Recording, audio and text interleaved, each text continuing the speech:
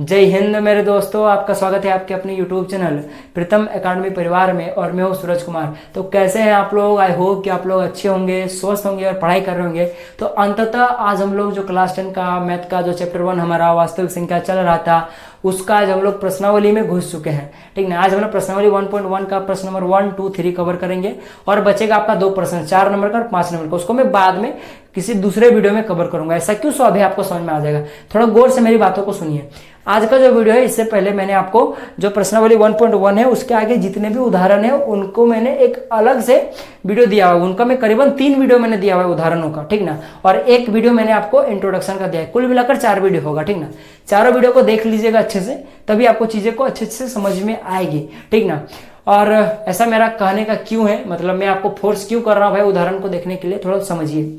ठीक ना, देखिए आपके प्रश्नावली में, मैथ की प्रश्नावली में जितने भी टाइप के, जितने भी वैरायटी के, जितने भी तरह के प्रश्न होते हैं जो अलग अलग कॉन्सेप्ट पर बनते हैं, उन प्रत्येक वैरायटी का, प्रत्येक टाइप का, प्रत्येक तरह का प्रश्न आपको कहीं ना कहीं 1 या 2 प्रश्न आपको उससे पहले जो भी आपका एग्जाम्पल आता है उसमें आपको देखने को मिलता ही मिलता है। यानी सीधा सीधी बोलो तो अगर आप लोग एग्जाम्पल को कर लेते हो तो उसी सेम टाइप का प्रश्न आपको प्रश्नावली में देखने को मिलते हैं। साथ ही साथ एग्जाम्पल में जो क्वेश्चन का लेवल होता है वो बहुत ही अच्छा होता है, थोड़ा अच्छे लेवल का प्रश्न रहता है। इसीलिए मेरा क्या रहता है कि मैं उदाहरण को अच्छे से आपको डील कर देता हूं, बाकी प्रश्नावली थोड़ा स्पीड पार होता है। ठीक ना, तो इसीलिए मैं बोल रहा हूं कि आप लोग प्रश्नावली को करने से पहले जो मैं उदाहरण का वीडियो लूंगा उसको जरूर देखिएगा।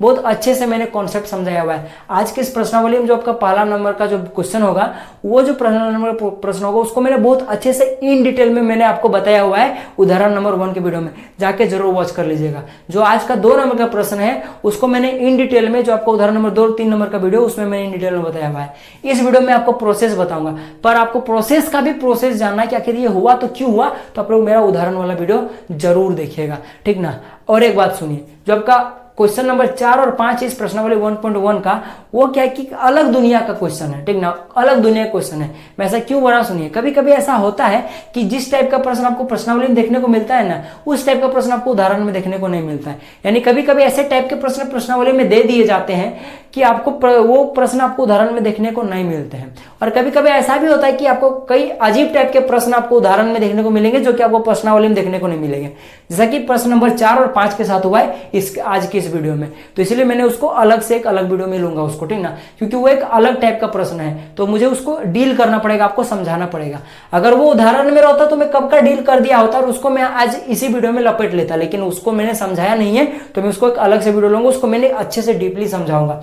क्यों? क्योंकि समझिए, जिस टाइप मैंने आपको बार बार बोला है कि प्रत्येक टाइप का प्रश्न, जितने भी टाइप के प्रश्न होंगे आपका, उसका जो सबसे पहला प्रश्न होगा उसको मैं अच्छे से डिस्कस करूंगा। और चूंकि आपके प्रश्नावली में जितने भी प्रश्न आते हैं वो कहीं ना कहीं आपको उदाहरण में देखने को मिलते ही है, तो मैं उदाहरण को पहले डिस्कशन करता हूं। और कभी कभी ऐसा होता है कि प्रश्नावली में प्रश्न रहता है परंतु उदाहरण में रहता है, तो मैं उस प्रश्न को प्रश्नावली में आके डील करूंगा। यानी कि बोला था ना, दुश्मन को उसे घर में घुस के मारूंगा, तो मैं प्रश्नावली में आकर मारूंगा, यानी कि प्रश्नावली में आकर आपको समझाऊंगा। तो आपको किसी तरह का कोई भी टेंशन लेने वाली बात है नहीं। तो 4 और 5 नंबर का जो प्रश्न है वो एक अलग टाइप का प्रश्न है, इसलिए मैं उसको प्रश्नावली में डील करूंगा एक अलग वीडियो में, क्योंकि उसको मुझे उदाहरण जिस तरह मैं समझाता हूं उस तरह से मुझे उसको समझाना है, क्योंकि उस टाइप का भी प्रश्न आपके एग्जाम में बन सकता है। ठीक ना, तो मैं उसको एक अलग से वीडियो लूंगा। तो आपको समझ में आ गया? ठीक है, चलिए अब हम लोग प्रश्न नंबर 1 पर आते हैं। देखिए प्रश्न नंबर 1 हमारा क्या कहता है, सो निम्नलिखित संख्याओं का एचसीएफ ज्ञात करने के लिए यूक्लिड विभाजन एल्गोरिथम का प्रयोग करें। बेसिकली प्रश्न नंबर 1 के अंदर में और 3 प्रश्न है। प्रश्न नंबर 1 का 3 पार्ट है। प्रत्येक पार्ट का आपको एचसीएफ ज्ञात करना है, हाईएस्ट कॉमन फैक्टर ज्ञात करना है। किसकी मदद से? यूक्लिड विभाजन एल्गोरिथम की मदद से। अब कैसे ज्ञात करें? सबसे पहले तो आपको यूक्लिड विभाजन एल्गोरिथम के बारे में जानना पड़ेगा। इसके बारे में मैंने बहुत अच्छे से बताया हुआ, इंट्रोडक्शन में जाकर देख लीजिएगा। ठीक ना, जिनको जानना है और जिनको सिर्फ ये प्रश्न का आंसर चाहिए वो थोड़ा सा देख ले। ठीक ना, उनके लिए मैं एक छोटा सा ओवरव्यू देता हूँ। ऐसे बस इतना याद रखेगा, अभी मैं आपको मोटा मोटी बता देता हूँ, बाकी इसकी तो पूरी अलग ही कहानी है। ठीक ना, मैंने बहुत अच्छे से बताया हुआ है। कहानी जानना है तो जाकर देख लीजिएगा, पर सिर्फ आपको क्वेश्चन सॉल्विंग के लिए मैं अभी आपको इतना बता देता हूँ।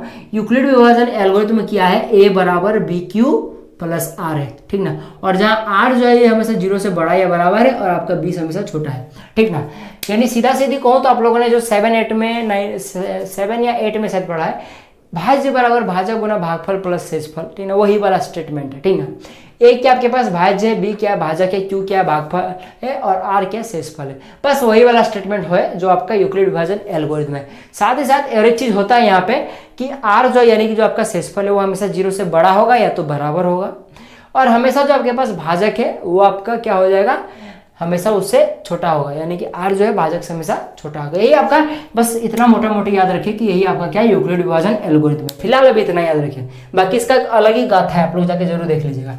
अब बात रहा क्वेश्चंस को सॉल्व करने का, तो कैसे करेंगे, तो चलिए क्वेश्चन को सॉल्व करके समझते हैं, ठीक ना। देखिए प्रश्न नंबर 1 है आपका, इसका हम लोग सॉल्यूशन करेंगे, इसका हम लोग हल करते हैं, ठीक ना। हल करेंगे, आप लोग समझने का ट्राई कीजिएगा, ठीक ना, समझ में से आएगा मुझे पता है। तो सबसे पहला आपका काम होता है क्या, इस प्रश्न को, इस टाइप के प्रश्न को सॉल्व करने के लिए आपको सबसे पहले बड़ी वाली संख्या को पहचानना आना चाहिए।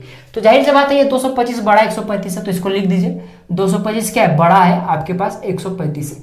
इस तरह करके आपको ये जो सिंबल मैंने यहाँ पे दिया हुआ ये वाला इस तरह से आपको क्या करना पड़ता है, सिंबलाइज करना पड़ता है, बताना पड़ता है कि वही वाला आदमी ठो बड़ा है, यानी कि आपका 225 बड़ा है। इसका मतलब क्या होता है कि जिधर आपका मुंह खुला है उधर बड़ा होता है। तो देख सकते हो कि इसका जो मुंह है उसका आपको इधर इस टाइप खुला हुआ है, इस साइड में, यानी कि ये क्या बड़ा है, ये छोटा है। जाहिर सी बात है भाई, देखने में भी पता चल रहा है कि ये वाला संख्या बड़ा है। तो ये इस तरह करके आपको सिंबलाइज करना पड़ता है, ठीक ना। अगर आपका यहाँ पे अगर दूसरा कोई संख्या रहता, मान लीजिए कि आपको लिखा होता है क्या 28 रहता है यहाँ पे, और यहाँ पे मान लीजिए आपके पास 188 रहता, तो फिर कैसे करते, बस आपको क्या करते थे, जो वाला बड़ी संख्या उसको पहले लिख दीजिए और उसको ग्रेटर देन देके सेवर कर दीजिए। बेसिकली बोले तो आपको इस तरह ग्रेटर देन का सिंबल देके उसको सिंबलाइज करना पड़ता है, बताना पड़ता है कि वाला बड़ी संख्या है। सबसे पहला स्टेप तो आपका ये होगा, ठीक। सेकंड में आप लोग क्या करना है, बस जो है आप लोग क्वेश्चन में वाला लिख दीजिए, यूक्लिड विभाजन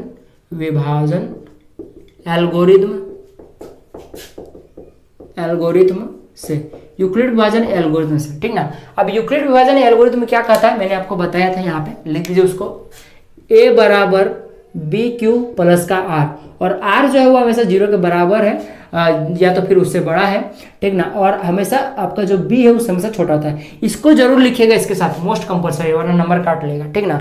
अब बात रहा इसके मदद से हम लोग कैसे इसका एचसीएफ ज्ञात करेंगे, तो वो आपको अभी पता चल जाएगा। तो उसको ज्ञात करने के लिए आपको क्या करना पड़ेगा, जो दो संख्या दी हुई है उनमें से बड़ी वाली संख्या को छोटी वाली संख्या से भागा देना पड़ता है। याद रखिएगा, जो मैं अभी भागा देने वाला हूं उसको आप लोग, जहां पे आप लोग इस क्वेश्चन को सॉल्व करोगे, आपको अगर एग्जाम में ये प्रश्न आए तो जहां पे आप लोग जिस जगह पे आप लोग इसको सॉल्व करेंगे वहीं पे साइड में आप लोग इस भागा को दीजिएगा, ठीक ना। आपके लिए बेटर रहेगा, आपका नंबर नहीं कटेगा, ठीक ना। साइड में कहीं पे वही जगह पे दीजिएगा, ऐसा नहीं कि भागा गुना है तो हम लोग रफ में करेंगे, रफ में नहीं करना, वहीं पे साइड में करना है।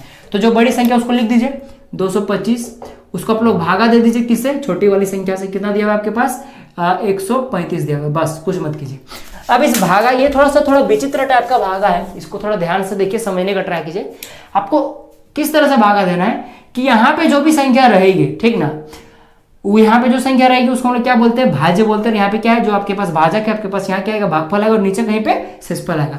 तो जो आपके पास भाजक है यानी कि यहाँ पे जो संख्या है उसको ऐसी संख्या से गुना करना है, उसको ऐसी संख्या से गुना करना है कि यहाँ पे जो संख्या आपके पास उसके लगभग बराबर आ जाए, ठीक ना, या तो फिर उसके इक्वल आ जाए, ठीक ना। यानी कि जो नॉर्मल भागा का रूल होता है वही होता है कि आपको 135 को ऐसी संख्या से गुना करना है कि 225 के लगभग अप्रोक्सीमेटली बराबर हो जाए, या तो फिर क्या हो जाएगा कि वो मतलब उसके बराबर हो जाए। तो भाई जाहिर सी बात है 125 का पढ़ा में तो भाई 135 का पढ़ा में तो भाई 225 आता नहीं है, यानी कि तो पूरी कटेगा नहीं। तो भाई सी बात है कि इससे थोड़ा सा कम लगेगा, तो कम बार में कितना बार में दीजिएगा, एक बार में दीजिएगा। क्यों, क्योंकि दो बार में ज्यादा हो जाएगा, तो हम लोग एक बार में दीजिए। तो कितना आएगा आपके पास 135 आएगा, इसको माइनस कीजिए, यहाँ पे आपका 0 आ जाएगा, यहाँ पे आपका कितना बन जाएगा, यहाँ पे 12 बन जाएगा, 12 में अगर 3 गया तो 9 बच जाएगा, ठीक, यानी कि आपके पास 90 आ जाएगा। अब यहाँ पे आपको थोड़ा सा रुक जाना है, ठीक ना। ये जो आप लोगों ने भागा किया, ये जो आप लोगों ने भागा किया, आप लोग इसको स्टेप 1 मान लीजिए, इसको क्या मान लीजिए, इसको स्टेप 1 मान लीजिए, ठीक। स्टेप 1 मान लीजिए। फिर चरण बोलिए, ये हमारा पहला चरण है भाई, ठीक ना। अब दूसरा चरण में क्या करना पड़ता है, देखिए जो आपके पास शेषफल आया है उसको वहीं पे रहने दीजिए, कुछ नहीं करना है। अब यहाँ पे बहुत सारे लोग क्या करेंगे, पॉइंट देके 0 बैठा के फिर से भागा देंगे, वैसा नहीं करना है। बस आपको एक ही बार भागा देना है, और ऐसा भागा देना है कि यहाँ वाला जो संख्या है उसके अप्रोक्स वैल्यू हो, या तो फिर क्या हो जाए कि उसके बराबर हो, और फिर जो शेषफल आएगा उसको यहाँ पे आके रोक देना है। अब इस शेषफल को क्या करना है, इस तरह करके आपको एक नया भाजक बना देना है। किसका भाजक बना देना है, जो इस पहले वाला स्टेप 1 का जो आपके पास भाजक था उसका, यानी कि जो आपके पास शेषफल है उसको नया भाजक बना दीजिए। किसका भाजक बना दीजिए? जो आपका ये जो 90 जो आया है, आपका जिस भागा में 90 आया है उस भागा का जो भाजक है उसका आप लोग क्या बना दीजिए? भाजक बना दीजिए। यानी इस भाजक को आप लोग क्या बना दिए? यहाँ पे भाज्य बना दिए। और जो आपके पास शेषफल आया था इस स्टेप 1 में उसको आप लोगों ने भाजक बना दिया। इसको क्या बना दिया? भाजक बना दिया। और ये जो आपके पास भाजक था उसको आप लोगों ने भाज्य बना दिया।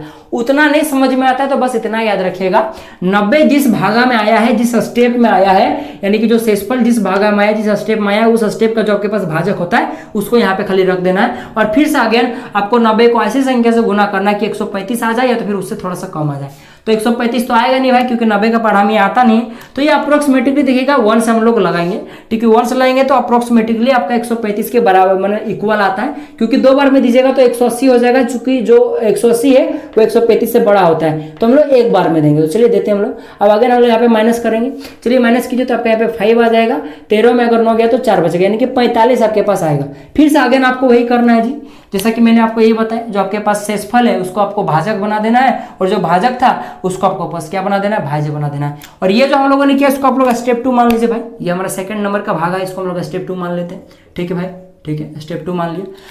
अब क्या करना है, जैसा कि मैंने बोला, जिस भागा के कारण आपका ये भागफल जो आपके पास 45 आया है उस भागा का जो भाजक है उसको उठा के यहाँ पे रखे। ऐसा नहीं, अब यहाँ पे आप ये वाला उठा के मत रख दीजिए, गलत हो जाएगा। ये वाला जो संख्या है जिस भागा का कारण ये वाला है उसी भागा का भाजक यहाँ पे रखना है। यानी बेसिकली बोले तो 90 उठा के रखना है। जिस जहां पे जो वाला सामने है 90 के 45 के सामने जो वाला है उसी को उठा के यहाँ पे रखना है, ठीक, और कुछ नहीं। इतना याद रखिएगा ना, बस हो गया। अब देखिएगा 45 ये 2 बार में जाएगा, यहाँ पे 90 आ जाएगा, तो ये पूरा पूरी कट के 0 आ जाएगा। बस यहाँ पे आपको रुक जाना, ये आपका स्टेप नंबर 3 हो गया, ठीक ना। बेसिकली हमारा 3 स्टेप में आपके पास भागफल में 0 आ गया। तो आपको उतने स्टेप करने हैं, उतने चरण करने हैं जहां पे आपका 0 ना आए, तब तक आपको उतने चरण करते जाना है। जिस जगह पे आपका 0 आ जाए उस स्टेप का जो भाजक होता है वही आपका क्या होता है दोस्तों? एचसीएफ होता है। यानी देख सकते हो आपका इस भागा में, इस स्टेप में आपका यहाँ पे 0 आया है, और इस 0 का जो आपके पास भाजक है वो आपका 45 है। तो इस 45 को ही आप लोग क्या बोलिएगा? हाईएस्ट कॉमन फैक्टर बोलिएगा। तो यही आपका आंसर हो गया, ठीक ना। इसको अब आप लोग को थोड़ा यहाँ पे लिखना पड़ेगा, बस आपका क्वेश्चन बन गया। अब जो मैंने यहाँ पे चीसा हुआ उतना चीसना नहीं, आपको नॉर्मली सिर्फ भागा करना, ठीक ना। एग्जाम में आप उतना मेरे जैसा चीज मत दीजिएगा, क्योंकि मैं आपको समझा रहा हूँ, वहां आपको एग्जाम में लिखना पड़ता है, समझाना नहीं आपको एग्जामिनर को, ठीक। बस आपको लिख के जाना है। अब देखिए अब आपको यहाँ पे क्या करना है। सो सबसे पहले तो यहाँ पे जो जो चीजें हैं उसको लिख दीजिए। एक क्या आपके पास भाज्य है, लिख दीजिए। बी आपके पास क्या है? भाजक है, लिख दीजिए। आपके पास क्यू क्या है? आपके पास भागफल है, लिख दीजिए। आर आपके पास क्या है? शेष बोलिए या फिर शेषफल बोलिए। मुझे थोड़ा शेषफल सुनने में अच्छा लगता है तो शेषफल लिखिएगा, अच्छा रहेगा, ठीक ना। अब हम लोग बेसिकली वही करेंगे जो हम लोगों ने यहाँ पे किया हुआ है। जितने स्टेप्स लिखे हुए उनको यहाँ पे लिख देना है। चरण 1 बोलिए, या तो फिर आप लोग स्टेप लिख लीजिए, जो आप लोग का मन, स्टेप लिखे चाहे चरण लिखे। तो हमारा चरण 1 लिखे चाहे स्टेप 1 लिखे, आपकी मर्जी, दोनों में से कोई एक लिखिएगा, ठीक ना। दोनों मत लिख दीजिए, ज्यादा एडवांस और ज्यादा स्मार्ट नहीं बनना है। तो हम बेसिकली चरण लिखेंगे, ठीक ना। तो आप लोग 2 चाहो वो लिख देना, ठीक ना। तो चरण 1 में हमारा क्या है, जो हम लोगों ने चरण 1 में भागा किया है, देख सकते हो आप लोग, ये चरण 1 का हमारा भागा है। इस भागा को आप लोग को इस यूक्लिड विभाजन एल्गोरिथम के फॉर्म में लाना है, ठीक ना। तो इसको चलिए लाते हैं। हमारे पास इस चरण 1 का जो ए है यानी कि भाजक है, सॉरी भाज्य क्या हमारे पास 225 है, तो इसको लिख दीजिए 225। देख सकते हो यहाँ पे बराबर दे दीजिए, इंटू बी यानी कि बी इंटू क्यू है। तो बी क्या आपके पास भाजक है, तो देख सकते हो आपके पास भाजक 135 है, तो लिख दीजिए। गुणा भागफल क्यू क्या आपके पास, देख सकते हो यहाँ पे क्यू है, क्यू क्या होता है? भागफल होता है। और आप कि बी और क्यू आपस में गुना, तो ये आपका बी हो गया, और यहाँ पे भागफल आपके पास 1 है, तो ये भी आपस में क्या होगा? गुना में होगा, क्योंकि यहाँ पे गुना में प्लस, देख सकते हो ये प्लस आर क्या शेषफल है, तो देख सकते हो यहाँ पे शेषफल क्या आपके पास 90 है, तो लिख दीजिए यहाँ पे 90। देख सकते हो आप लोग कि आपके पास जो शेषफल है, ये जो शेषफल है ये देख सकते हो 0 से बड़ा है, इसके अकॉर्डिंग देखिए 0 से बड़ा है, और जो आपके पास भाजक है उससे छोटा है ना भाई, देख सकते हो आप लोग। बस यहाँ पे आपको आके रुक जाना है। और चूंकि ये देख सकते हो हम लोगों ने स्टेप 1 में हमारा 0 नहीं आया है, यानी कि जब तक 0 नहीं आया तब तक हम लोग स्टेप में बढ़ते गए हैं। तो स्टेप 1 में 0 नहीं आया तो वाला लिख दीजिए, ठीक ना। तो यहाँ पे लिख दीजिए जहां r is not equal to 0, r क्या आपके पास शेषफल हमारा क्या 0 के बराबर नहीं आया है, तो ये चीज तो लिख दीजिए।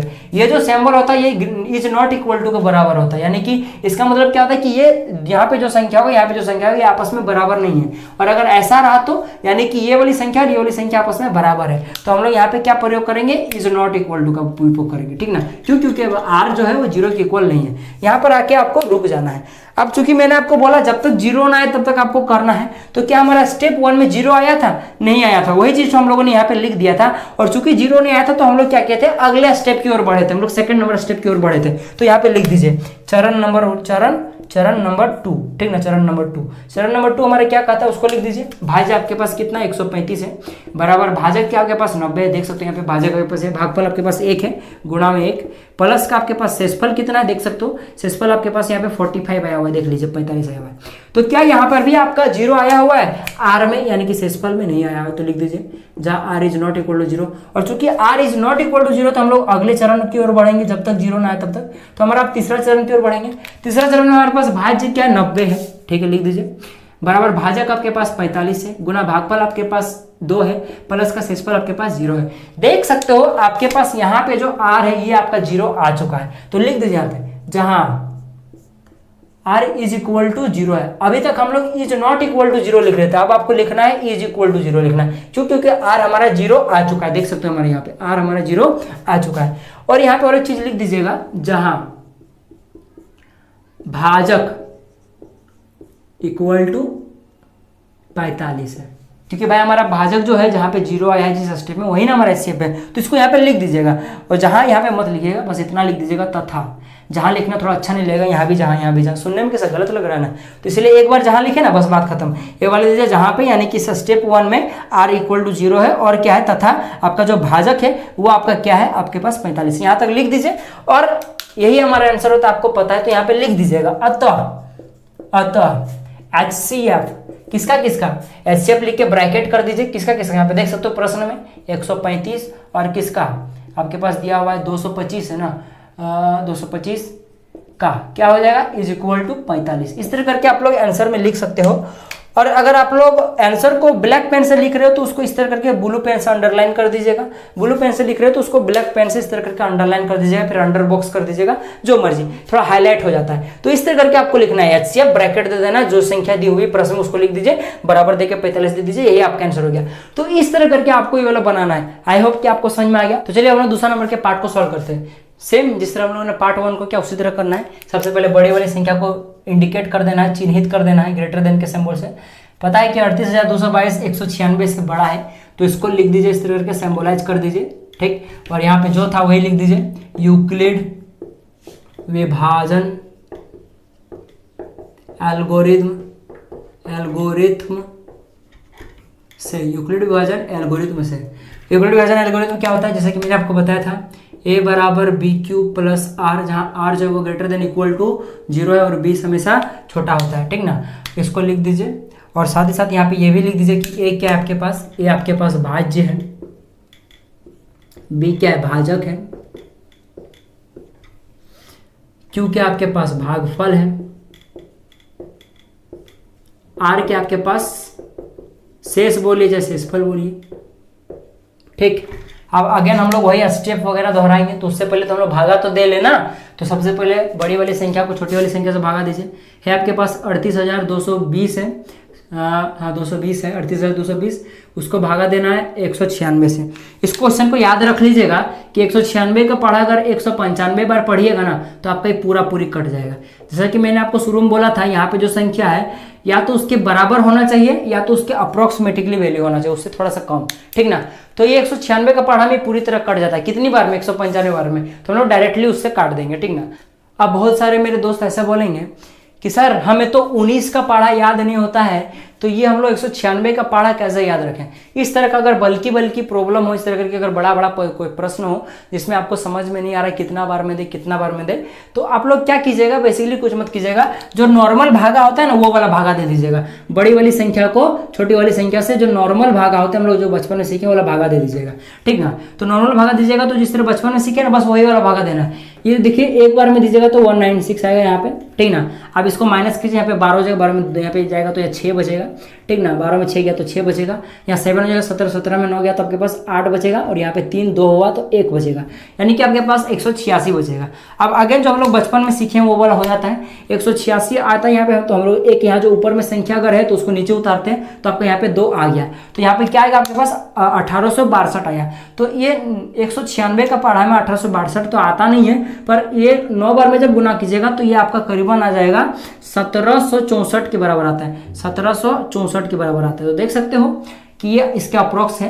अब फिर अगेन हम लोग क्या करेंगे, इसको माइनस करेंगे, जैसे हम लोगों ने यहाँ पे माइनस किया उसको यहाँ पे माइनस करेंगे। तो माइनस कीजिए, तो जब यहाँ पे आप लोग माइनस कीजिएगा ना तो आप लोग देखिएगा कि ये क्या आ जाएगा आपके पास, देखिए यहाँ पे आपके पास क्या होगा, 1 पैसा लीजिएगा तो 12 हो जाएगा, 12 में अगर आपका 4 गया तो जाहिर सी बात है यहाँ पे 8 बचेगा, यहाँ पे क्या बचेगा आपका 8 बचेगा, ठीक ना, 8 बचेगा। अब यहाँ पे 15 आपके पास क्या हो गया, 15 हो गया, 15 में अगर 6 गया तो आपके पास कितना बचेगा, यहाँ पे 9 बचेगा, और बाकी यहाँ पे सब 0 0 हो गया, 98 बचेगा। अब अगेन जो यहाँ पे 0 वाला यहाँ पे आके उतरेगा तो ये उतर गया, यानी कि 980 आएगा, और 980 जो है 196 के पढ़ा में पूरी तरह कट जाता है। कितने बार में देखिएगा आपका 5 बार में कटेगा, 6 बार 5 बार में। देखिए 5 6 का 30, 30 का 0 हाथ में रहा 3, ठीक ना, 5 नम 45, 45 और 3 कितना होता है, 45 3 कितना होता है, 46 47 48, 48 के 8 हाथ में रहा 4, ठीक ना, 4 हो गया।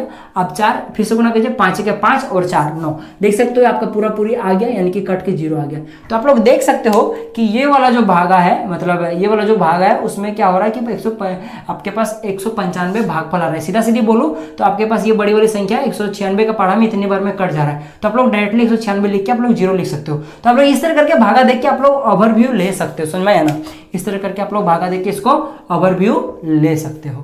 तो आई होप आपको ये चीज समझ में आएगा कि बड़ा वाला क्वेश्चन को किस तरह से डील करना, भागा देख के देख लेना कि कितना बार में जाएगा उसको, ठीक ना। अब चलिए हम लोग यहाँ पे आते हैं, सेम वही करेंगे हम लोग, चरण 1। ये तो क्वेश्चन चरण 1 ही में सॉल्व हो गया, क्योंकि हमारा स्टेप 1 में ही पूरा पूरी कंप्लीट हो गया, तो बस हम लोग एक ही चरण लिखेंगे। यहाँ पे क्या भाज्य आपके पास 38,220 है, बराबर भाजक आपके पास क्या, आपके पास 196 गुणा भागफल आपके पास क्या है 195 प्लस शेष क्या है 0 है, और जहां पे शेषफल आता है उसका जो भाजक होता है वही आपका क्या होता है, HCF होता है। ये आपका क्या हो जाएगा, HCF हो जाएगा, यानी कि 196 HCF हो जाएगा। तो लिख दीजिए यहाँ पे, जहां R इज इक्वल टू 0 है भाई, ठीक है भाई, तथा भाजक कितना है 196 है ना, भाजक 196, तो लिख दीजिए अतः HCF किसका किसका 196 और 38,220 का कितना हो जाएगा 196 हो जाएगा बस, और उसको इस तरह करके अंडरलाइन कर दीजिए या तो फिर अंडर बॉक्स कर दीजिए, बस यही आपका आंसर हो गया। तो इस तरह करके आपको आंसर निकालना है। ये वाला समझ में आ गया। चलो हम लोग पार्ट नंबर 3 पर आते हैं, थोड़ा स्क्रीनशॉट ले लीजिए आप लोग, ठीक। हाँ चलिए तो तीसरे नंबर के पार्ट पर आते हैं। देखिए तीसरा नंबर के पार्ट में आपको दिया हुआ है 867 दिया हुआ है, ठीक ना, और दिया हुआ है 255 दिया हुआ है। सबसे पहले तो मैं सिंबलाइज कीजिए, देखिए पहले बताइए कौन वाला बड़ा है। जानते हो ये वाली संख्या 255 से बड़ी है, तो इस तरह करके दे दीजिए। और फिर जो हम लोग करते हैं उसको कर दीजिए यूक्लिड, जैसा कि मैंने आपको अच्छे समझाया हुआ है, यूक्लिड विभाजन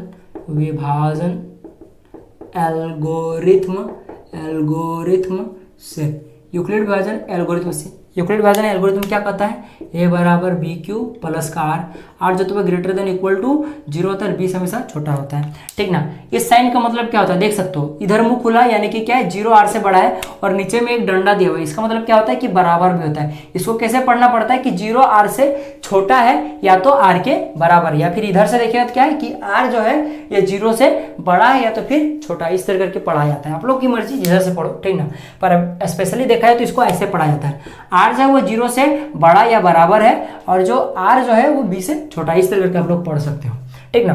अब जो हम लोग करते हैं उसी तरह करेंगे स्टेप बाय स्टेप जो हमारा होता है। तो उससे पहले आप लोग यहाँ पे लिख दीजिए, a क्या आपके पास भाज्य है, b क्या आपके पास भाजक है, q क्या आपके पास भागफल है, r क्या है, r शेष है या फिर शेषफल जो बोलिएगा, ठीक। अब अगेन जो हम लोग करते हैं बड़ी वाली संख्या को छोटी वाली संख्या से भागा देते हैं। चलिए भागा देते हैं हम लोग 255, ये आपका 3 टाइम में जाएगा, ये आपका जो है ये तीसरा बार में आपका आराम से चला जाएगा, ठीक ना। देखिए ये आपका 3 टाइम में दीजिए तो देखिए आपका कितना आएगा उस यहाँ पे 5 से 15 5 हाथ में रहा है, 5 से 15 रहा है, 16 के 6 हाथ में रहा है, 1 3 2 6 1 7, ठीक ना। 7 6 5 आएगा आपके यहाँ पे, ठीक ना। अब देखिए इसको जब आप लोग माइनस कीजिएगा तो आपके यहाँ पे 2 आ जाएगा, ये आपका 0 आ जाएगा, 1 आ जाएगा, 102 आएगा। अब 102 आएगा, फिर से क्या कीजिए, जो आपका यहाँ पे है उसको उठा के यहाँ पे लाइए, जो आपका 255 है उसको लाइए, यानी कि जो आपके पास भाजक था उसको भाज्य बना दीजिए, ठीक ना। और जो आपके पास शेषफल है उसको आप लोग भाजक बना दीजिए। अब इसको फिर से दीजिए, तो इसको अगर आप लोग 2 बार में, ये कितना बार में जाएगा, ये 2 बार में, तीसरा बार में ज़्यादा हो जाएगा, 300 हो जाएगा, 2 बार में दीजिए तो ये कितना हो जाएगा, 2 2 4 हो जाएगा, 0 हो जाएगा, 2 हो जाएगा, 204 आएगा। फिर से इसको माइनस कीजिए, 15 आ जाएगा, यानी कि 51 आएगा। 51 को आप लोग फिर से क्या कीजिए, भागा दीजिए, मतलब 102 को भागा दीजिए 51 से, जो हम लोग इसको उठा के यहाँ पे डालेंगे जैसा कि मैंने आपको बताया। तो ये देखिएगा आपका 2 बार में पूरी तरह से कट जाएगा, 2 बार में पूरी तरह से कट के 0 आ जाएगा। तो जिस स्टेप में आपका 0 आया है ये आपका step number 1, step number 2, step number 3। इस स्टेप में आपका जो आपके पास भाजक है 51, यही आपका क्या हो जाएगा, एचसीएफ हो जाएगा, जैसा कि मैंने आपको पहला नंबर के पार्ट में बहुत अच्छे से बताया हुआ है, ठीक ना। तो सेम वही हम लोग करेंगे। तो लिख दीजिए यहाँ पे चरण 1। चरण 1 में आपके पास भाज्य क्या है, आपके पास देख सकते हो 867 है, बराबर भाजक आपके पास क्या है 255 है, गुणा भागफल आपके पास क्या है 3 है, प्लस शेषफल देख सकते हो आप लोग कितना आया हुआ है वहाँ पे 102 आया है। और जानते हो आप लोग कि शेषफल हमारा जब तक 0 ना आए तब तक आपको स्टेप बाय स्टेप बढ़ना पड़ता है। तो आप लोग लिख दीजिए यहाँ पे r is not equal to 0। तो इसीलिए हम लोग चरण दूसरे पर आएंगे, क्योंकि हमारे पास आर अभी तक 0 नहीं आया है। तो आप लोग फिर यहाँ पे लिख दीजिए आपके पास भाज्य है 255, भाजक है आपके पास 102, गुणा भागफल है आपके पास 2, प्लस का शेष आपके पास 51। देख सकते हो यहाँ पे क्या यहाँ पर भी 0 आया है, आपके पास आर नहीं आया है, देख सकते हो यहाँ पे r is not equal to 0। तो हम लोग फिर से अगले चरण पर बढ़ेंगे जब तक आपका 0 ना आ जाए। चरण नंबर 3, चरण नंबर 3 में आपके पास भाज्य देख सकते हो 102 है, ठीक ना, 102 है, बराबर भाजक आपके पास 51 है, गुणा भागफल 2 है, प्लस शेष जो है आपके पास 0 है। हाँ भाई अब ना हुई बात, क्योंकि हमारे पास आर जो है वो 0 आ चुका है। तो लिख दीजिए यहाँ पे जहाँ आर इज इक्वल टू 0 है, ठीक ना, तथा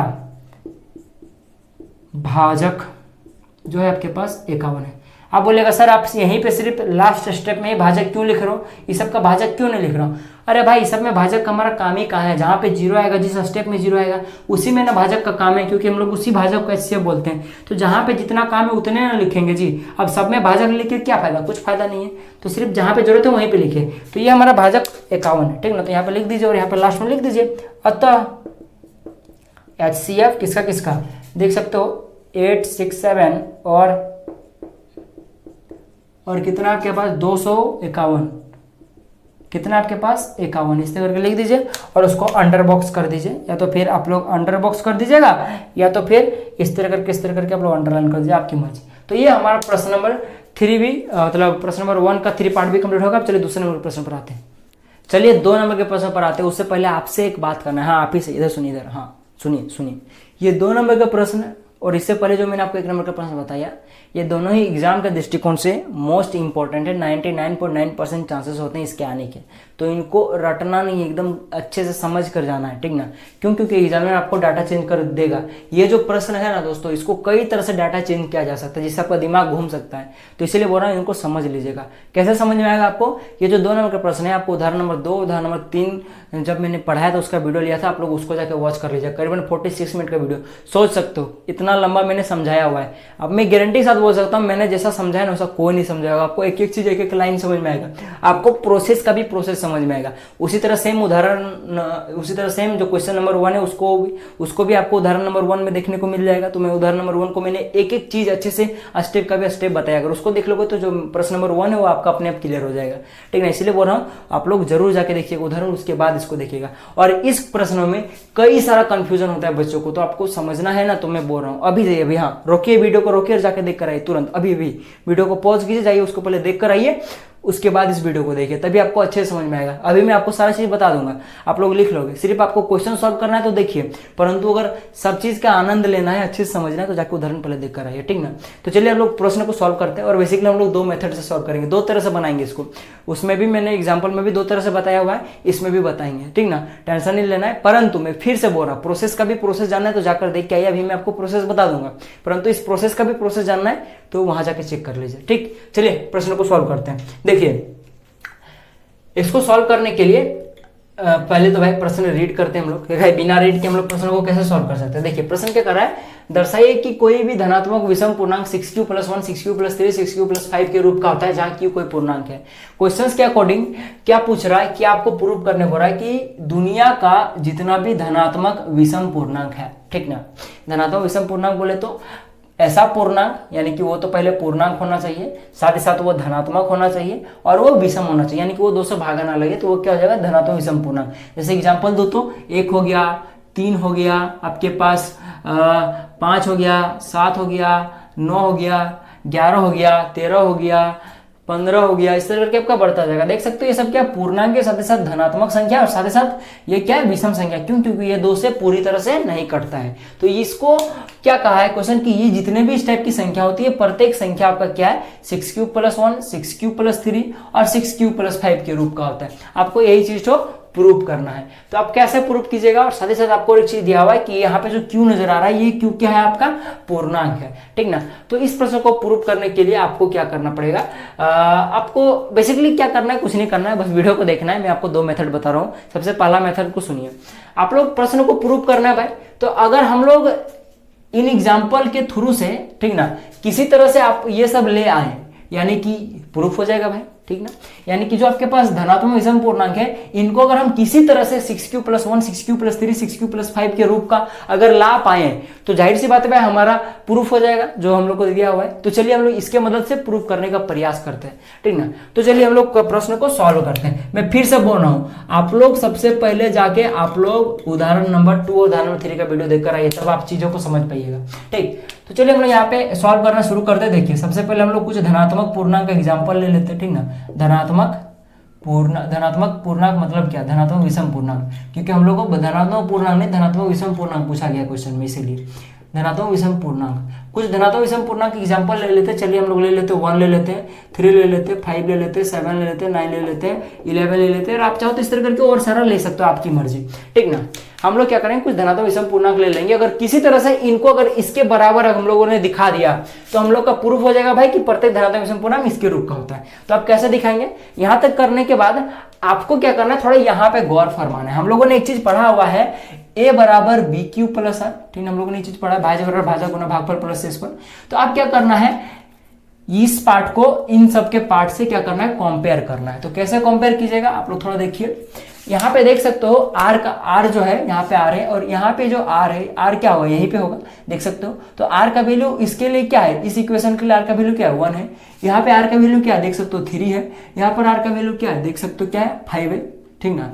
आप देखिए यहाँ पे सब में q है, ठीक ना। q के पहले क्या है, यहाँ पे 6 है, देख सकते हो यहाँ भी 6 है, यहाँ भी 6 है। यानी यहाँ पे देख सकते हो बेसिकली हम लोग तीनों इक्वेशन के लिए इस b का वैल्यू क्या हो जाएगा, 6 ही हो जाएगा जी। चलो भाई ठीक है, यानी कि हम लोग को b का और r का वैल्यू पता चल रहा है, ठीक ना। b का वैल्यू 6 है, r का वैल्यू या तो 1 है, या तो फिर 3 है, या तो फिर 5 है। कंपेयर कीजिए ना, देखिए ना, देख के अपने आप पता चल रहा है, ठीक ना। r का वैल्यू 1 है, q की जगह तो q ही है, देख सकते हो, ठीक ना। और b की जगह पे 6 है, 6 है, 6 है। तो इस तरह करके आप लोग सबसे पहले कंपेयर कर लीजिए।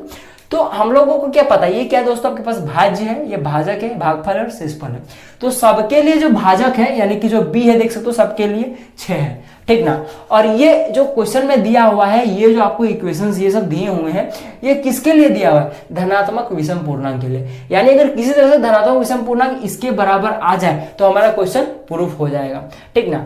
तो हम लोग क्या करेंगे, इस प्रत्येक धनात्मक विषम पूर्णांक जो हम लोगों ने एग्जाम्पल में लिया हुआ है क्वेश्चन को सॉल्व करने के लिए, 1 3 5 7 9 11, इनको क्या करेंगे, प्रत्येक को हम लोग क्या करेंगे, भागा देंगे।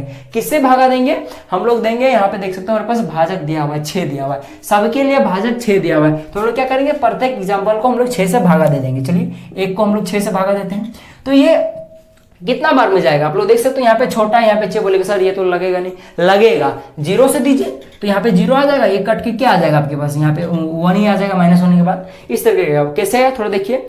हम लोग जब 6 का पढ़ा जब हम लोग दो बार पढ़ते तो कितना आता है, 12 आता है। तो हम लोग 6 का पढ़ा 2 बार पढ़ने का मतलब क्या होगा, हम लोग 6 को 2 से गुना कर रहे हैं। उसी तरह हम लोग 6 का पढ़ा तो 0 बार पढ़ेंगे तो क्या आएगा, बेसिकली हम लोग क्या करेंगे, 6 को 0 से गुना करेंगे, तो हम लोग 6 का पढ़ा 0 बार पढ़ लेंगे, तो देख सकते हो ये 0 आएगा। तो सेम हम लोगों ने वही किया, 6 का पढ़ा 0 बार पढ़ा तो 0 है, आप माइनस कर दिए तो 1 बचा, ठीक ना। अब बात रहा कि मैं फिर से बता देता हूं कि कि बोलिएगा सर यहाँ पे 6 से क्यों भागा दिया, क्योंकि देख सकते हो हमारे पास यहाँ पे भाजक 6 है और कहीं ना कहीं आप लोग देख सकते हो ये किस फॉर्म का है, जो क्वेश्चन में आपको दिया हुआ है 6q + 1 6q + 3 6q + 5, ये क्या है आपके पास इस प्रकार है, यानी कि भाजक गुना भागफल प्लस शेषफल के फॉर्म का है। ये सब कहीं ना कहीं आप लोग देख सकते हो भाजक गुना भागफल प्लस शेषफल के फॉर्म का है। तो ये फॉर्म कहां से आता है, यूक्लिड विभाजन एल्गोरिथम से आता है। तो हम लोग को कहीं ना कहीं इन विषम पूर्णांक को यूक्लिड विभाजन एल्गोरिथम के फॉर्म में बदलना पड़ेगा। जैसे बदलेंगे वैसे अगर ये सब आ जाए तो जाहिर सी बात है क्वेश्चन हमारा सॉल्व हो जाएगा। तो इसीलिए हम लोग क्या कर रहे हैं, हम लोग भागा देने की कोशिश कर रहे हैं, क्योंकि यूक्लिड विभाजन एल्गोरिथम क्या एक प्रकार का भागा ही है ना। सबसे पहले हम लोग इनको क्या करेंगे, भागा देकर यूक्लिड विभाजन एल्गोरिथम के फॉर्म में बदलेंगे, फिर चेक करेंगे कि जो जो हमारे पास आया क्या वो 6q + 1 6q + 3 6q + 5 के रूप का है। अगर है तो वो क्या हो जाएगा, हमारा प्रूफ हो जाएगा। तो इस तरह के आप लोग प्रूफ कर सकते हो। देखिए मैंने इसमें भी अच्छा समझा दिया, अगर इसको भी और अच्छा समझना है तो उदाहरण नंबर 2 जरूर देखिएगा। आप क्या करेंगे, 3 को हम लोग डिवाइड करेंगे 6 से। चलिए 6 से डिवाइड करते हैं, ये भी 0 से जाएगा तो यहाँ 0 आ जाएगा, 3 बच जाएगा। 5 को हम लोग डिवाइड करते हैं 6 से, ये भी 0 बार में जाएगा तो 0 0 या 5 बच जाएगा। अब हम लोग 7 को डिवाइड करते हैं, अब ये एक बार में लगेगा, क्यों, क्योंकि 7 जो 6 से बड़ा है तो ये 1 टाइम में जाएगा, तो ये फिर 1 बचेगा शेषफल, ठीक ना। अब 9 को भागा देते हैं हम लोग 6 से, ठीक ना, तो कितना आएगा यहाँ पे, हम लोग फिर से 1 बार में देंगे तो 6 आएगा, यहाँ पे 3 आएगा। अब 11 को फिर से हम लोग 6 से भागा दे देंगे, 6 से भागा देंगे क्योंकि हमारे पास भाजक 6 है, तो ये फिर भी 1 ही से जाएगा, तो यहाँ पे कितना बचेगा, यहाँ पे आपका 5 बच जाएगा। तो ये बचा, आप चाहो तो इस तरह करके आप और संख्या लेके आप इसको और भागा दे सकते हो, पर मैं हमारा काम इतने में बन जाएगा। अब हम लोग यहाँ पे कर देंगे काम, ठीक ना, यूक्लिड देख सकते हो, यूक्लिड विभाजन एल्गोरिथम से, यूक्लिड विभाजन एल्गोरिथम से आप लोग ये लिख दीजिए, या तो फिर आप लोग यहाँ पे इसलिए डाल दीजिए। इसलिए सबसे पहले इसलिए लिख लीजिएगा, उसके बाद लिखिएगा यूक्लिड विभाजन एल्गोरिथम से। सुनने में अच्छा लगेगा, थोड़ा अच्छा समझ में आता है इस तरह से, ठीक ना। तो यूक्लिड विभाजन एल्गोरिथम बेसिकली क्या होता है, a = bq + का r, और जहां r क्या होता है दोस्तों, r जो है वो 0 से बड़ा या बराबर होता है, b से हमेशा छोटा होता है। ये हम लोगों ने पढ़ा हुआ है। अब प्रत्येक भागक को आपको इस फॉर्म में बदलना है, ठीक ना। और अगर बदल लिया किसी तरह से इस टाइप का फॉर्म में आ जाते, यानी कि हमारा प्रश्न सही है, हम लोग का प्रूफ हो गया। तो अब चलिए हम लोग क्या करेंगे, प्रत्येक भाग को इस फॉर्म में लाएंगे। तो हम लोग क्या करेंगे, इसको इस फॉर्म में बदलते हैं यूक्लिड विभाजन एल्गोरिथम के। तो आपके पास क्या भाज्य क्या, आपके पास देख सकते हो 1 है, भाजक क्या 6 है, गुना में आपके पास भागफल क्या 0 है, प्लस का शेष क्या आपके पास 1 है। तो हम लोगों ने इसको तो इस फॉर्म में बदल लिया, अब हम लोग इसको इस फॉर्म में बदलते हैं, ठीक ना। हम लोग इसको इस फॉर्म में बदलते हैं, ठीक, इसको तो इसको बदलिएगा। तो इसको चलिए बदल के देखते हैं। तो ये क्या आपके पास भाज्य क्या 3 है, भाजक 6 है, गुना भागफल 0 है, और प्लस का शेषफल आपके पास 3 है, ठीक ना। अब इसको बदलते हैं, चलिए आपके पास भाज्य 5 है, ठीक ना, भाजक 6 है, गुना भागफल भागफल 0 है, प्लस का शेष आपके पास 5 है, ठीक। अब चलिए इसको बदल कर देखते हैं इसको, ठीक ना। तो यहाँ पे क्या है, भाज्य आपके पास 7 है, भाजक 6 है, गुना भागफल 1 है, प्लस शेषफल का 1 है, ठीक ना। अब अगली इसको देख लेते हैं, इसको बदलते हैं। आपके पास भाज्य क्या है 9 है, भागफल क्या 6 है, इंटू भागफल भाजक 6 है, भागफल क्या है 1 है, प्लस का शेषफल आपके पास क्या है 3 है, ठीक ना। अब आपके यहाँ पे भाज्य क्या है 11 है, बराबर, उसके बाद भाजक क्या 6 है, गुना भागफल आपके पास क्या 1 है, प्लस शेषफल आपके पास क्या है। कभी कभी ऐसा होता है भाज्य भाजक और भागफल बोलने में कभी कभी इधर हो जाता है, तो उसको आप लोग थोड़ा देखिएगा, खुद से समझ लीजिएगा। बाकी समझ में आ रहा है ना, बस वही मेरा मेन कॉन्सेप्ट है, आपको समझ में आना चाहिए। यहाँ तक आप लोग बदल लिए। अब क्या कीजिए, इनको कंपेयर कीजिए, इनको क्या कीजिए कंपेयर कीजिए। तो इनको देखकर क्या पता चल रहा है हमको, यहाँ पे क्या समझ में आ रहा है, यहाँ देखकर हमें क्या समझ में आ रहा है, इसको यहाँ पे मैं लिख देता हूँ। यहाँ में क्या समझ में आ रहा है, ये जो संख्या हम लोगों ने लिया हुआ है प्रत्येक जगह पे, हम लोगों ने ये जो संख्या हम लोगों ने लिया हुआ है, ये सब क्या है, ये सब आप लोग जानते हो कि प्रत्येक धनात्मक विषम पूर्णांक है। देख सकते हो ना, जो हमारे पास भाज्य है, ये भाज्य सब क्या है, जो हम लोगों ने एग्जांपल लिया था, हम लोगों ने क्या एग्जांपल लिया था, धनात्मक विषम पूर्णांक का। यानी ये सब जो संख्या है प्रत्येक क्या है, ये सारी संख्या क्या है, धनात्मक विषम पूर्णांक। तो मैं यहाँ पे लिख देता हूँ धनात्मक विषम पूर्णांक है। क्यों, क्योंकि हम लोगों ने धनात्मक विषम पूर्णांक का एग्जांपल लेकर सॉल्व कर रहे हैं हम लोग। तो ये सब क्या है, ये सब क्या, सब धनात्मक विषम पूर्णांक है। और बराबर, क्योंकि देख सकते हो सब जगह पे बराबर है, देख सकते हो धनात्मक विषम पूर्णांक के बाद क्या बराबर है, तो मैंने बराबर दे दिया। अब देखिए सब में 6 कॉमन है, सब में 6 कॉमन है, जाहिर सी बात है 6 कॉमन तो आएगा, क्योंकि हमारे पास भाजक 6 ही है, तो यहाँ पे 6 लिख दीजिए भाई, ठीक है। अब देखिए इस Q के जगह पे, जो हमारे पास यहाँ पे इस Q के जगह पे देख सकते हो 1 है, वो देख सकते हो 0 है 1 है, 0 है 1 है, यहाँ पे क्या है 0 है 1 है। और जब आप लोग और एग्जाम्पल लीजिएगा ना, इसको और बढ़ाइएगा तो आपके पास 0 1 2 3 4 5 इस तरह करके इस क्यू की जगह पे आपका आता जाएगा। तो देख सकते हो इसका कोई फिक्स वैल्यू नहीं है, तो हम लोग इसको क्या मान लेंगे, इसको हम लोग क्यू मान लेते हैं, ठीक ना।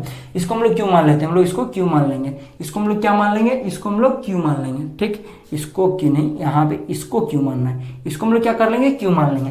क्यों? क्योंकि इसका फिक्स मानने आप लोग ज्यादा लेते जाइए, आप लोग इसको और भी एग्जांपल बढ़ाते जाइए, धीरे धीरे बढ़ता जाएगा। तो इसको 6 इसको हम लोग क्यू मान ले, ठीक ना।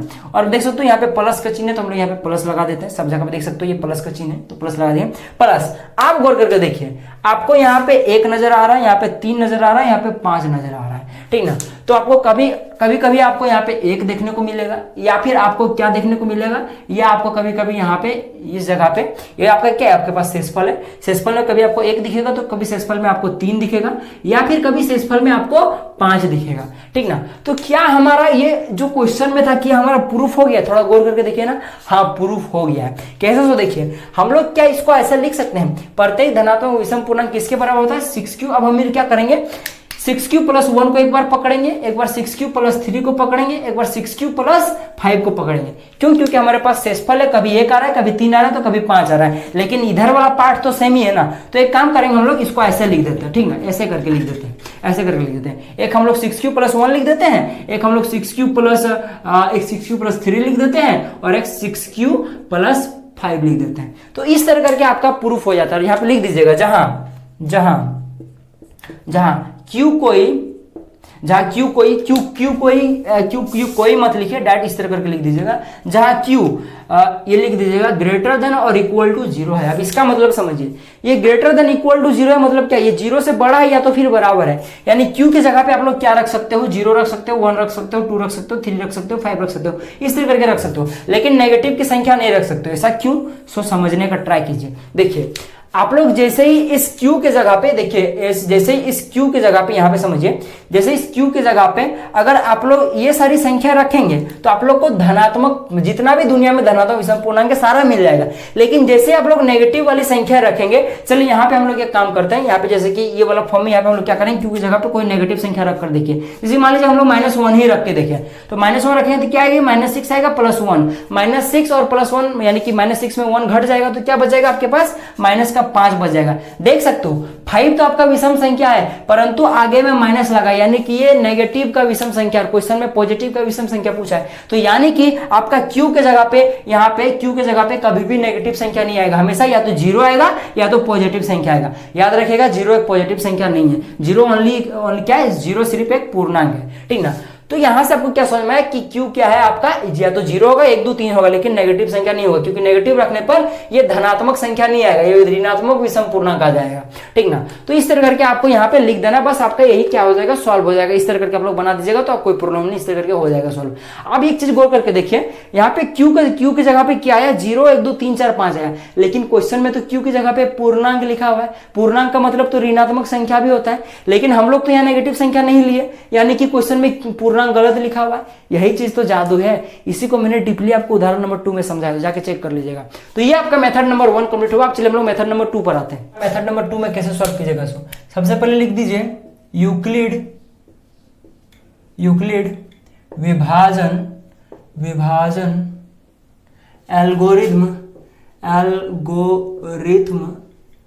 एल्गोरिथम से, ठीक ना। यूक्लिड विभाजन एल्गोरिथम क्या कहता है, A = BQ + का R जो है वो ग्रेटर देन इक्वल टू 0 है और B से हमेशा छोटा होता है R, यही कहता है यूक्लिड विभाजन एल्गोरिथम। इस कंडीशन को लिखना मोस्ट कंपलसरी है, जब आप इस क्वेश्चन को सॉल्व करोगे तब सबके लिए कंपलसरी, इसको जरूर लिखेगा, जहां भी ये लिखेगा उसके जगह पे साइड में इसको चिपका दीजिएगा, ठीक, बहुत इंपॉर्टेंट है। अब क्या करेंगे हम लोग, माना एक क्या है, यहाँ पे आप लोग जानते हो ये फॉर्म क्या है, जैसा कि मैंने आपको बताया, ये जो फॉर्म है कहीं ना कहीं यही फॉर्म तो है, और ये फॉर्म तो क्या है, हम लोगों ने तो प्रश्न नंबर 1 में प्रूव करके देख लिया जी कि वास्तव में भाई सही बात है कि प्रत्येक धनात्मक विषम पूर्णांक इनके रूप का होता है, यानी कि हम लोग को बात तो सही है। और ऐसे भी इस टाइप का जब भी प्रश्न आता है ना, प्रूव करने का जो भी प्रश्न आता है, ठीक ना, वो कहीं ना कहीं सही होता है, तभी ना प्रूव करने को बोलता है जी, ठीक ना। तो हम लोग को पता है कि ये सब जो फॉर्म दिया हुआ है, ये वास्तव बात है भाई, सही बात है कि इसके ये धनात्मक विषम पूर्णांक के फॉर्म का होता है, और ये किसके फॉर्म का, यूक्लिड विभाजन एल्गोरिथम के फॉर्म का है। तो ये क्या है दोस्तों, ये आपका इधर वाला पार्ट है, ठीक ना, ये आपका इधर वाला पार्ट है। तो ए क्या होगा, ए जाहिर सी बात है ये सब पार्ट किसके बराबर है, धनात्मक विषम पूर्णांक के बराबर है, और ये पार्ट किसके बराबर है, ए के बराबर है, यानी कि ए किसके बराबर होगा, धनात्मक विषम पूर्णांक के बराबर होगा। तो हम लोग यहाँ पे क्या लिखेंगे, माना ए, या धनात्मक विषम पूर्णांक नहीं लिखेंगे हम लोग, इस जगह पे लिखेंगे माना ए कोई पूर्णांक है, बस यही लिखेंगे, ठीक है। माना ए कोई पूर्णांक है, उससे ज्यादा कुछ नहीं लिखेंगे। धनात्मक माना ए कोई विषम पूर्णांक है, ये आप लोग लिख सकते हो, विषम पूर्णांक तक लिखिएगा। ऐसा क्यों बोल रहा हूं, थोड़ा समझिए। बहुत सारे लोग को कंफ्यूजन होगा कि सर आप क्यों लिख रहे हैं यहाँ पे विषम पूर्णांक, जबकि यहाँ पे धनात्मक विषम पूर्णांक है, धनात्मक को कहाँ छोड़ दिए। तो जैसा कि मैंने बोला था आपको कि क्यों यहाँ पे पूर्णांक दिया हुआ है, पूर्णांक यानी कि आप कुछ भी रख सकते हो, आप यहाँ पे कुछ भी लेकिन आप नहीं रख सकते, क्यों, क्योंकि यहाँ पे अगर नेगेटिव रखिएगा तो आपका ये धनात्मक नहीं रह जाएगा, इसीलिए मैं सिर्फ यहाँ पे लिख रहा हूँ क्यों कोई पूर्णांक है। धीरे धीरे बनाते बनाते क्वेश्चन अपने आप प्रूफ हो जाएगा कि नहीं ए कोई पूर्णांक, ए विषम पूर्णांक नहीं है, ए विषम पूर्णांक तो है, साथ ही साथ ये धनात्मक विषम पूर्णांक है, अपने आप ऑटोमेटिकली प्रूफ हो जाएगा। तो इसीलिए सिर्फ हम लोग अभी इतना ही लिखेंगे कि ए क्या कोई विषम पूर्णांक है, क्यों, क्योंकि अगर धनात्मक विषम पूर्णांक लिखेंगे यानी कि ए हर जगह पे धनात्मक विषम पूर्णांक होगा, लेकिन ऐसा हो नहीं सकता, क्यों, क्योंकि क्यू जो है वो पूर्णांक है, पूर्णांक यानी कि हम लोग नेगेटिव रख सकते हैं, और नेगेटिव रख सकते हैं यानी कि वे धनात्मक नहीं आएगा, तब ये गलत हो जाएगा। इसीलिए हम लोग यहाँ पे धनात्मक या ऋणात्मक का जिक्र नहीं करेंगे, ओनली विषम पूर्णांक लिखेंगे, ठीक। और लिखिएगा साथ ही साथ तथा, जो आपके पास बी है यानी भाजक है, आप लोग जान सकते हो यहाँ पे 6 है, जैसे कि देख सकते हो, बस इतना लिखेगा। अब क्या कीजिएगा, इसीलिए अब जैसा कि मैंने बोला था, ठीक ना, अगर आपके पास यहाँ पे आप गौर फरमाइए, आपके पास b का वैल्यू 6 है, तो इसको गौर से देखिए, तो इसको क्या आप लोग ऐसे लिख सकते हो, 0 ग्रेटर देन स्मॉलर देन और इक्वल टू r, और यहाँ ग्रेटर देन b की जगह पे आप लोग 6 लिख सकते हो ना जी, क्योंकि b का वैल्यू 6 है। इसको देख के क्या समझ में आ रहा है कि r का वैल्यू या तो 0 है, ठीक है भाई, या तो 0 से बड़ा है और 6 से छोटा है। तो 0 से बड़ा और 6 से छोटा में क्या क्या आता है, 1 आता है, 2 आता है, 3 आता है, 4 आता है और 5 आता है। 6 नहीं हो सकता, क्यों, क्योंकि 6 से छोटा है। 0 हो सकता है, क्यों, क्योंकि 0 के बराबर दिया हुआ है, 0 से बड़ा दिया हुआ है। तो ये सारी संख्या r के जगह पे आ सकती है, तो यहाँ पे लिख दीजिए r इक्वल टू 0, 1, 2, 3, 4 और 5, ये सारी संख्या आपका r के जगह पे आ सकती है, तो ये सब आप लोग लिख दीजिए, ठीक ना। अब क्या कीजिए, बेसिकली आप प्रत्येक r का मान इस a के जगह पे माने इस फॉर्म में पुट करते जाइए, समीकरण 1 में पुट करते जाइए, ठीक ना। तो इसको आप लोग चाहो तो समीकरण 1 मान सकते हो, ठीक ना, आपकी मर्जी। तो आप लोग यहाँ पे लिखिए जब r इज इक्वल टू 0, ठीक ना, तो यहाँ पे लिखिए तब किसमें, समीकरण 1 में, या तो फिर आप लोग इसको ऐसे छोड़ दीजिए, यहाँ पे समीकरण 1 मत लिखिए, बस आप लोग तब लिखिए और डायरेक्ट लिख दीजिए। क्या लिख दीजिए, a क्या हो जाएगा, a का जगह तो a रहेगा, b के जगह पे 6 है भाई, चलो 6 लिख दें, q के जगह पे q रह जाएगा, प्लस r के जगह पे यहाँ पे क्या आएगा, r के जगह पे आपका यहाँ देख सकते हो r के जगह पे 0 आ जाएगा। तो इसको अल्टीमेटली क्या लिखा जा सकता है, इसको अल्टीमेटली आप लोग लिखा जा सकता है कि a बराबर 6q लिखा जा सकता है, ठीक है भाई। और ऐसे ब्रैकेट में इधर लिख दीजिए, कहां से, समीकरण 1 से, ठीक ना, समीकरण 1 से इस तरह करके आप लोग लिख सकते हैं, क्योंकि ये जो फॉर्म है ये कहां से आया हुआ है, हम लोग r का वैल्यू कहां पर बैठा है, समीकरण 1 में, तो साइड में समीकरण 1 लिख सकते हो, नहीं भी लिखोगे या नहीं भी मानोगे तो चलेगा, ठीक ना। तो मैं यहाँ पे मिटा देता हूँ, चलो भाई ठीक है। अब देखिए जब r इक्वल टू 1 तब, ठीक ना, तब क्या आएगा आपके पास, a बराबर 6q प्लस 1 आएगा।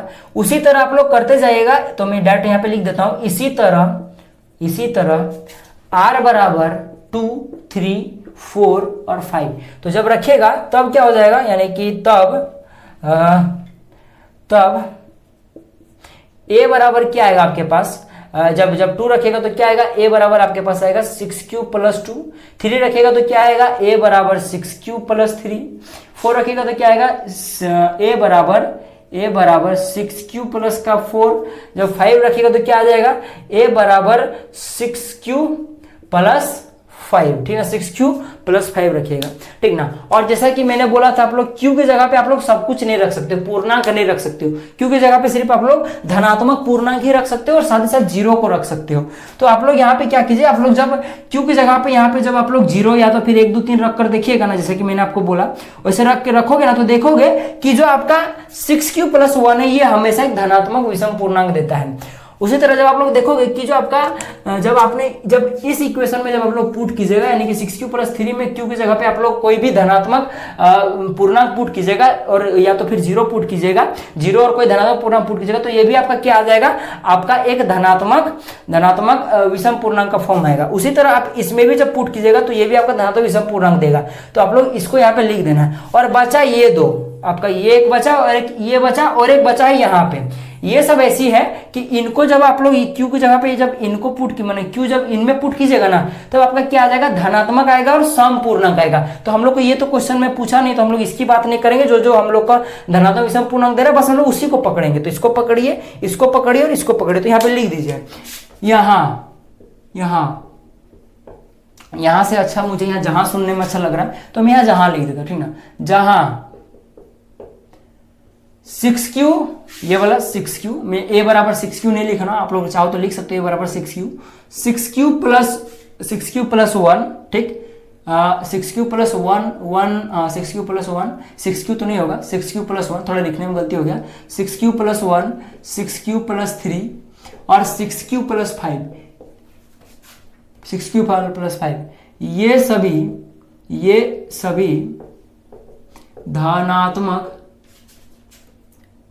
धनात्मक विषम पूर्णांक के रूप है, ठीक ना। जहां आर क्या है आपका, आर बोल रहा हूं, क्यू क्या है, जैसा कि मैंने बोला था क्यू हमेशा क्या होगा, ये हमेशा 0 से बड़ा होगा या तो फिर उसके इक्वल टू होगा, ठीक ना।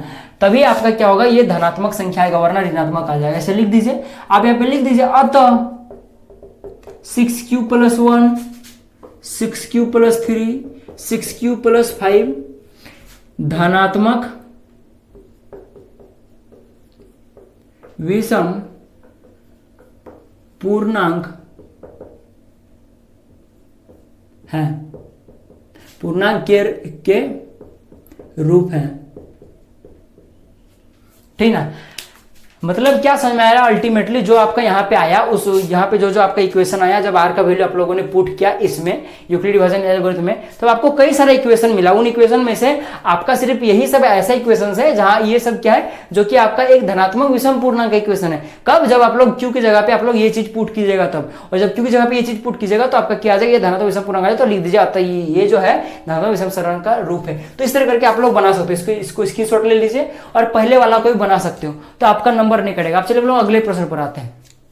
चलिए हम लोग इस वीडियो के अंतिम प्रश्न पर आते हैं। देखिए अंतिम प्रश्न हमारा 3 नंबर का है। सेम टाइप का प्रश्न आपको उदाहरण नंबर 4 में देखने को मिलेगा, जाके वीडियो देख लीजिएगा, आपको और अच्छा समझ में आ जाएगा।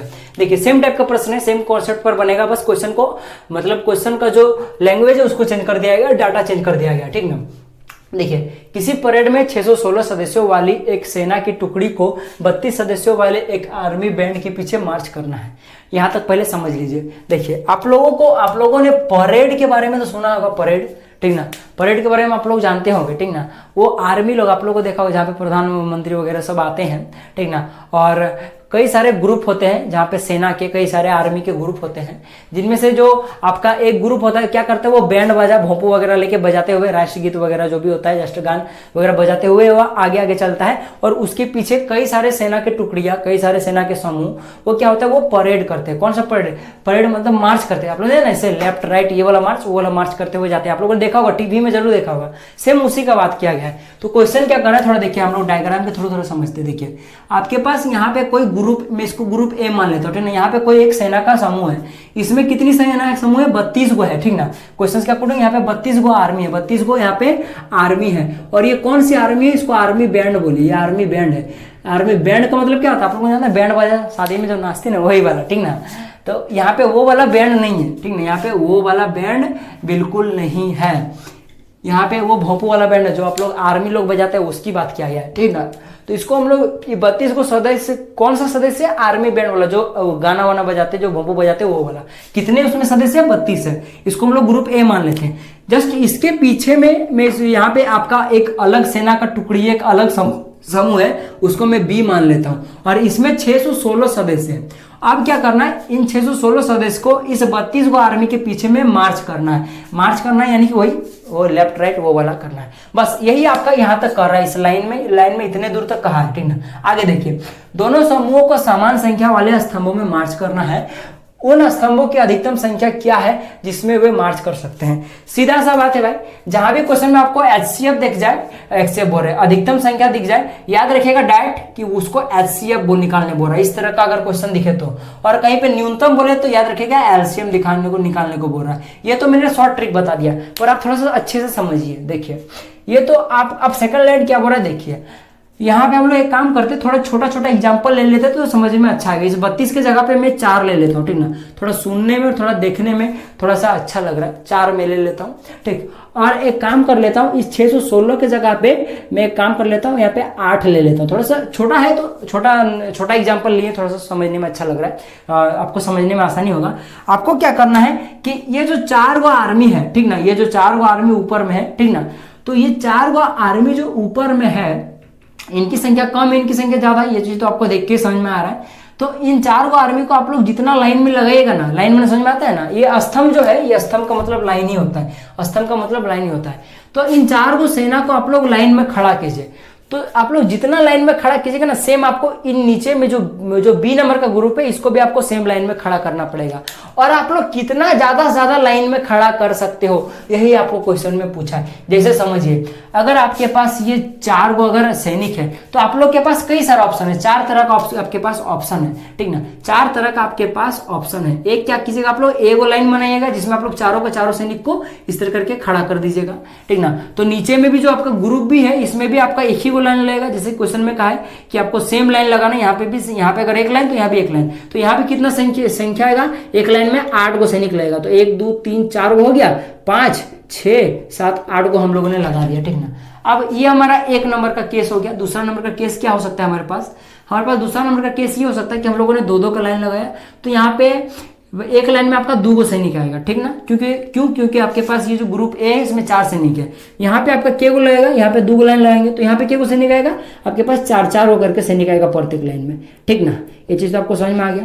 अब चलिए हमारे पास तीसरा नंबर का केस क्या बनता है कि हम लोग के पास चाहो तो आप 3 गो लाइन लगा सकते हो, ठीक ना। 3 गो लाइन लगा सकते हो। अब नीचे में भी आपका क्या लगेगा, 3 गो लाइन ही लगेगा। इसको थोड़ा सा हम लोग बाद में डिस्कस करेंगे, ठीक ना।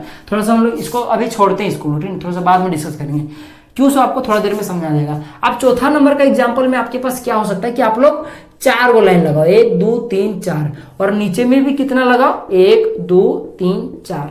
तो जब 4-4 का आएगा तो इसमें प्रत्येक लाइन में आपका एक ही गो सैनिक आएगा, ठीक ना। प्रत्येक लाइन में आपका एक ही गो सैनिक आएगा, पर नीचे में आपका प्रत्येक लाइन में 2-2 गो सैनिक आएगा, ठीक ना। ये चीज तो आपको समझ में आ गया, ठीक है जी, ठीक है जी। अब ध्यान से देखिए, कुछ चीजें आपको क्वेश्चन में खुद ब खुद एज्यूम करना पड़ता है। जैसे सो देखिए, क्वेश्चन में आपको ये तो कह दिया है कि आप लोग ज्यादा से ज्यादा कितना लाइन लगा सकते हो, वही चीज बताना है आपको। और क्वेश्चन में ये भी दे दिया है कि आपके ऊपर में जितना लाइन लगाओगे उतना नीचे भी आपको लाइन लगाना पड़ेगा। यहाँ 3 लगाए तो यहाँ भी 3, यहाँ 1 तो यहाँ 1, यहाँ 2 तो यहाँ 2, यहाँ 4 तो यहाँ पे 4, ठीक ना। जब हमारे पास अगर 4 और 8 एग्जाम्पल में क्वेश्चन में रहता तो हम लोग उसको छोटा एग्जाम्पल लेकर पहले इसको समझने का ट्राई कीजिए। थोड़ी देर के लिए भूल जाए कि 616 और 32 दिया हुआ है, मान लीजिए कि यहाँ पे 4 दिया हुआ है, यहाँ पे 6 8 दिया हुआ है, तो आप लोग कैसे सजा पाते हैं। आप लोग एक या तो आप लोग ये करते कि 1 लाइन लगाते, चाहे 2 लाइन लगाते, चाहे 3 लगाते, या फिर 4 लाइन लगाते हैं। 5 तो लाइन नहीं ना लग सकता, क्योंकि आपके पास 5 गो सैनिक है ही नहीं। तो आप लोग ये 4 गो तक लाइन लगा सकते हो, लेकिन याद रखिएगा आप लोग इस 3 को भी नहीं लगा सकते। क्यों? उसे गौर से सुनिए। देखिए जी, कुछ चीजें अपने से सोचनी पड़ती है। अब भाई आर्मी मार्च कर रहा है, आर्मी का जुलूस है, तो याद रखिएगा आर्मी सब बहुत डिसिप्लिन में रहता है। तो डिसिप्लिन में रहता है तो याद रखिएगा जितना भी आप लोग लाइन लगाइएगा उस लाइन में आर्मियों की संख्या प्रत्येक में समान होगी।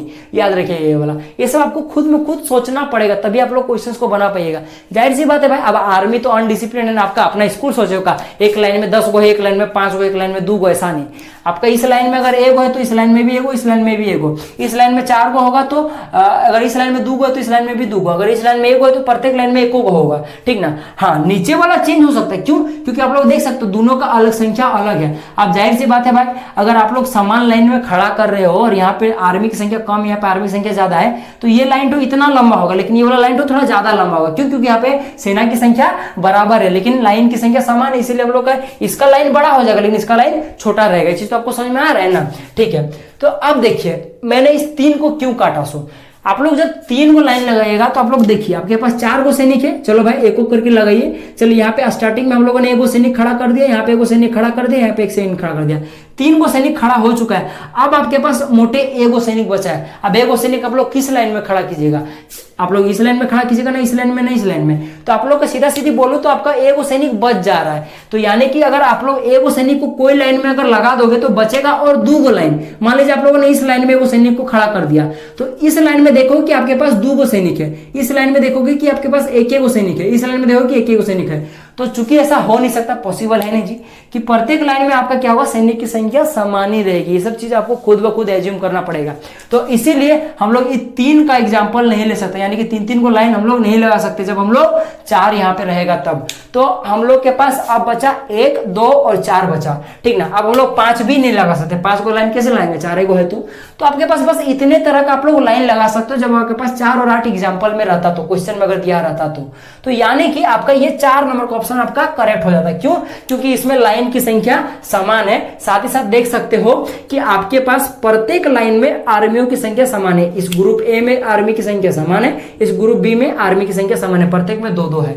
समझ में आ गया ना आपको कि कॉन्सेप्ट क्या कर रहा है? कॉन्सेप्ट को समझ में आया ना आपको? अब एक चीज यहाँ पे मैजिक देखिए, मैजिक देखिए।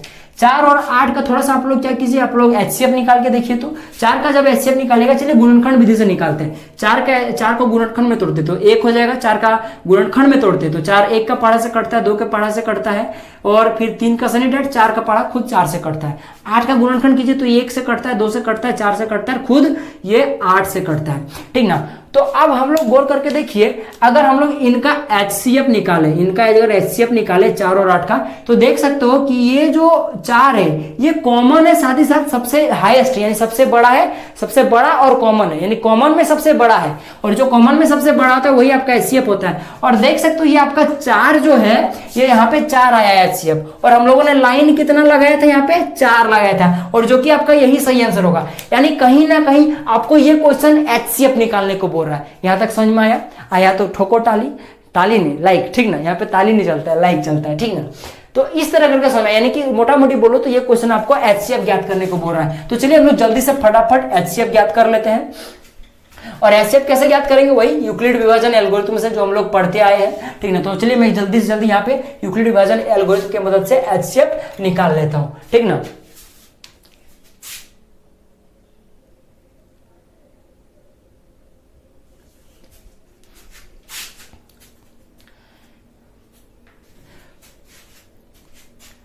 तो देखिए अब इस प्रश्न को मैंने डायरेक्ट हल करके आपको दे दिया है, आप लोग उतार लीजिएगा। सबसे पहले स्क्रीनशॉट मार लीजिए, मैं थोड़ा तुरंत समझा लेता हूँ। क्या समझाना, अभी मैंने आपको इससे पहले जितना भी एग्जांपल दिया सब तो यही सब था, तो आपको तो ये सब समझ में आ गया होगा। फिर भी आपको समझाया तो देखिए, सबसे पहले जो हम लोग प्रोसेस निकालते थे, जैसे कि मैंने बोला आपको एचसीएफ ज्ञात करना पड़ेगा, और चूंकि हम लोग यूक्लिड विभाजन एल्गोरिथम का चैप्टर ही है ये हमारा, तो हम लोग उसी से हम लोग निकालेंगे एचसीएफ, ठीक ना।